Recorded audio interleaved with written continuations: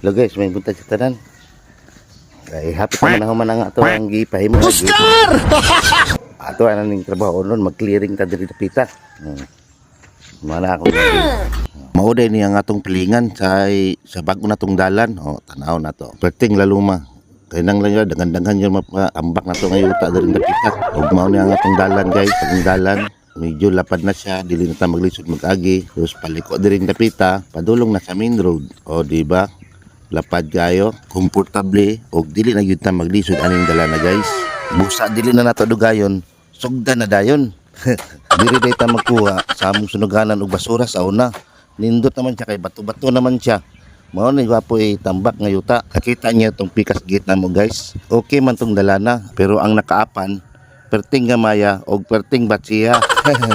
Sugda na natong tambak guys. Bahalag hinay-hinay, basta kanunay. Okay po din ang exercise guys, no? Kasayo sa buntag, may na lang mabinat ang atong mga kaugatan. Awa guys, sipot din ang atong manager. Maniida yun kung unsa ang atong gitrabaho. So dili ni siya magdugay guys. Taod-taod, simpak na ni siya. Kay sa palengke, siya karon ang tindira. Busa pa dayon na ta. Go, go, go, go.